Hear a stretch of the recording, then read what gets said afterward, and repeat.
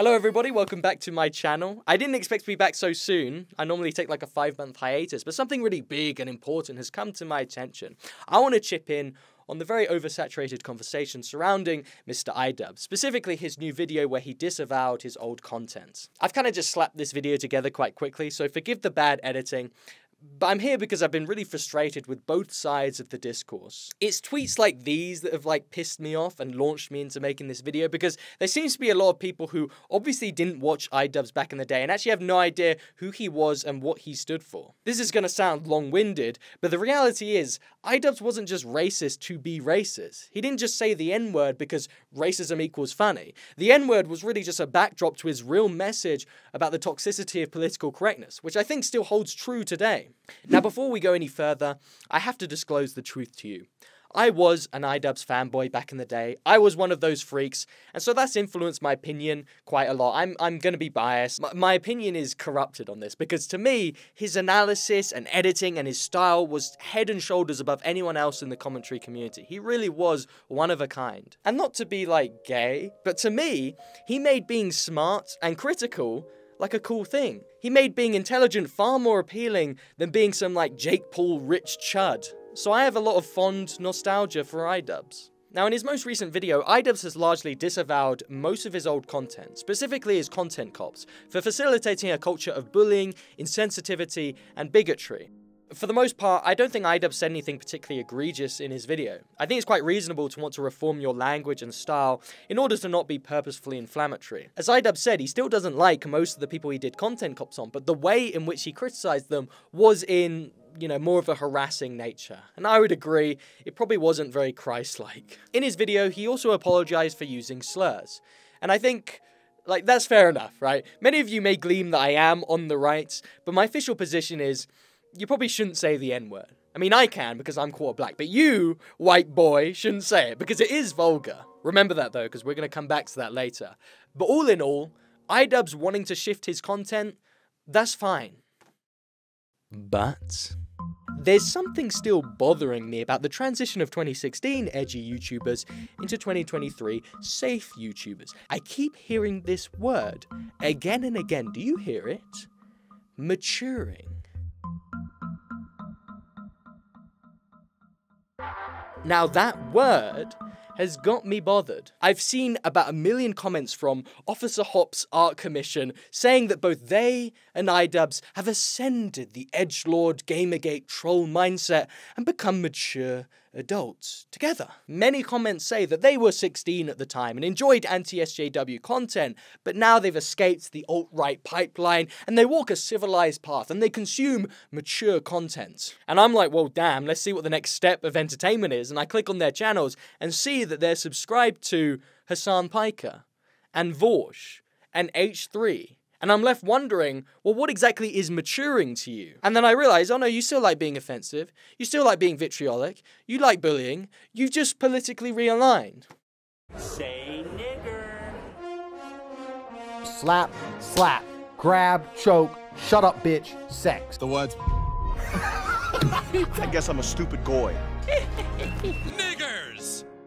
The visceral laugh or shock that we get from someone being edgy comes from them pushing the boundaries of societal or cultural norms. The noble purpose of edginess is to break down a taboo or a dogma or a hypocrisy. In short, it's killing the sacred cow. So needless to say, being edgy exists in every group that you can think of. If you go to Saudi Arabia, saying the N-word is down here, insulting Muhammad. Now that's edgy. Hasan Piker is left-wing edgy. He hates militarism in America, and so he attacks the sacred cow. America deserved 9/11, dude. Fuck it, I'm saying it. Now, as I said at the beginning, I do think being edgy and provocative is a legitimate tactic, and I'm sure it does make people think and question dogma. But personally, alright, this is going to sound a bit preachy, but my rubric of how you should share a message is how would Jesus Christ do it? He'd be stern at times, and he'd definitely kill the sacred cow, but not through mocking and ridicule, let's say. Another problem is, naturally, this approach is going to draw a certain type of person, namely a bitter and insecure person. So that's why I don't have an issue with Idubbbz changing his behavior. I could take or leave the N-word. It's not really needed to prove a point. But there was a point Idubbbz was making back then. If we revisit the Tanamongu video, we see the sacred cow he was trying to kill.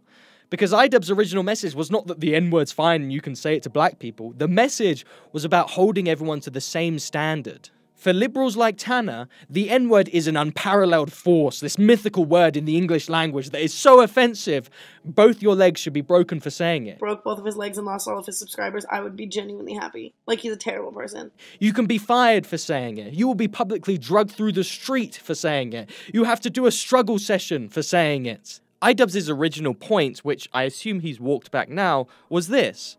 Why do we have to treat black people like a protected, coddled class? And why do white liberals have to treat them literally like children? Like, sure, going up to black people and calling them the N-word, that is messed up. But jokingly saying it in conversation, like, so what? Are black people gonna, like, shrivel up and die if they hear it? If we live in a culture of joking around, which we do and we always will, why is it so especially forbidden to joke about black people? Hence his famous phrase, all of it's okay or none of it's okay. In short, the message was, why can't we just treat black people like we would treat anyone else? Including with ribbing and vulgarity. In his own perverse way, he was arguing for a post-racist society. At the end of the day, it seems like white people are really just trying to make up for all of the torment that we've inflicted on black people.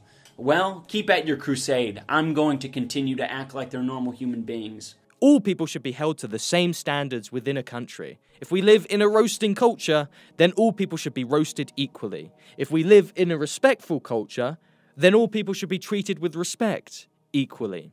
As an 18-year-old, when I saw that video, that was the message I took away. I didn't believe you could just call black people the N-word, but I did believe being genuinely equal means treating people equally, through and through. And that includes not giving special treatment to some groups. That stuck with me, and if you go back to my BYU video, that's still what I believe. But holding everyone to the same standards is like kryptonite to anti-racists. It goes against their whole philosophy of equity. Okay, I want to keep this video on Idubbbz. I don't want to balloon off into racial politics.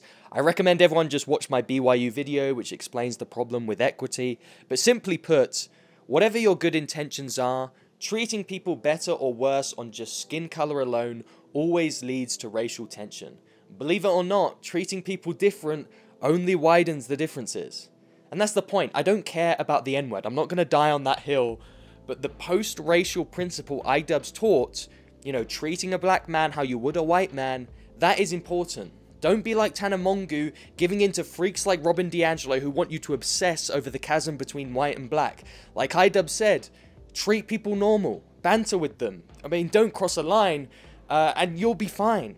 As a product of 2 generations of interracial marriages, ignore anti-racists. Don't be hypersensitive about microaggressions and saying the wrong word. Stop trying to correct historical injustices and just treat everyone the same. But let's return back to the word mature. Because like I said, I don't mind if Idubbbz wants to mature. But I don't want adopting awful opinions on sex work as a substitute for real maturing. Adopting political opinions is not maturing. Maturing is actual character improvement. PewDiePie is the perfect example of someone growing up. He went from shouting into a webcam playing games into making content on books and philosophy and current events. He is very rarely trying to start drama with anyone, unless it's in good nature. He apologizes when he genuinely makes a mistake and takes a stand when he needs to. Despite his influence, he very rarely tries to throw his weight behind some ill-thought-out political movement, and he is, universally respected. You can feel the genuineness in PewDiePie that you don't feel in, Logan Paul. On the flip side, let me give you a prime example of a chameleon who creates the front of maturing without doing any of the introspection required. Who better than Ethan Klein from H3H3? He's often lauded as a YouTuber who escaped the anti-SJW mindset and became a progressive ally. He's definitely become a dogmatic ally of progressivism, that's for sure, but I wouldn't exactly say he's matured in any way. When I tune in to Ethan Klein, he's still a shallow, impulsive, bitchy, and gossipy human being. His whole career is still built on directing his unenviable qualities towards his political opponents. It's the same guy. When he's not striking up petty beef, he'll joke about terror attacks. Do we have any insight into what they're actually talking about there at the NRA meeting that's today in Texas? Someone should bomb that building. Is that funny? Is that the growing up I keep hearing? He's very bad faith, as shown with Steven Crowder. Steven, do you know that the Spartans are that they are like practice man love with children. Oh, geez. Okay, so this is what's going to happen. What did I tell you? He was going to do anything he could to avoid. Oh, there he is. Oh no, Sam Cedar. What a fucking nightmare. I had no idea this was going to happen. I thought Ethan was a stand-up guy. I'm no fan of Crowder, but no one can claim that Ethan handled this maturely. He impulsively docks someone, I assume to get the euphoric high of being a knight for the downtrodden, and he consistently sends his fans to do his bidding. Yeah, I don't give a fuck. Give me his name. Nick Lee. Yeah, I don't give a shit. I want this guy's life ruined. Are you kidding me? He will give horrible life advice. Life's too short to exercise. I'm just going to be honest. There's so many better things to do than exercise. We have finite time on this earth. Urging you to use pornography does not have your best interests in mind. Be a strong and disciplined human being. Do not be a slave to your carnal desires. Channel that energy into lifting weights or reading a book. Strengthen your body and mind. Reading you will a book? Be better. Fucking nerd. Yeah. Loser. Idiot. Dude, what's up? Like, he's got the American flag back there. Like, what are you overcompensating for, dude? Like, what's going on? I feel like there's nothing more American than beating off. And generally speaking, he approaches political issues with the insights of a 5-year-old, of a gnat. Ethan's journey of maturing is really just him shifting the aim of his bad behavior. He gets to continue acting like an edgelord, unmolested by YouTube, because he's now justified under his new ideology. That those with power are deserved of his harassment and underhanded tactics. And humbly coming from someone who is a little bit like Ethan, this is largely the problem with shock tactics. It's normally used by a douchebag who's found the perfect avenue to vent their douchebaggery. Also, let me just quickly say, I'm not a snowflake. I'm not actually offended by anything Ethan said. All I'm trying to do is push back on the idea that Ethan has had this momentous character growth, and all of us just can't handle him growing up and leaving Neverland. I'm pointing out to you why people call him a grifter. Now, returning back to Idubbbz, in fairness, I don't know the direction he's going to take. I really hope he doesn't feel the need to overcompensate for his perceived damage by becoming like a vocal, politically illiterate ally of BLM and feminism like Ethan has done. Now, this video was terrible, and I hope that's not the direction he's taking, because it does not fill me with confidence he isn't going the way of Ethan Klein. If Idubbbz is serious about not being a bully and not being toxic, then he should be consistent. He shouldn't still be making complete smear jobs on people like Froggy, claiming he's like a sexist because he doesn't respect sex workers. But I guess it's fine because, Froggy's a redneck, and they're like the butt of the joke in America. Anyway, ultimately, it's all up to Idubbbz. At the end of the day, he is just a guy making sense of the colossal influence he had. In his time, he played his part in challenging political correctness, and for a lot of people, he was a window into realizing that you don't have to go along with the political consensus. He will always be a catalyzing inspiration for me, and as he bows out, the next generation of edgelords will take his place. Perhaps it'll be you. Anyway, sorry if this was like a muddled, inconclusive message. I just wanted to share some of my thoughts on it. But my next video will blow your mind, so please subscribe, like, and all of that.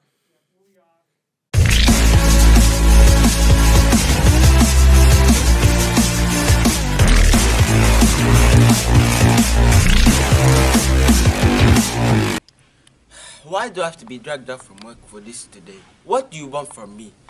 Alaka Juju, how do you feel about the use of the N-word? The N-word, nigga? Yes? Yes. That's what you're talking about. Disgusting how the white people talk. Think they're bad. Are they mad? How do you feel about a white person using the word for comic effect? Are they mad? This is ridiculous. I am getting upset with this stupid... No, Yuri, please. Get out of my face.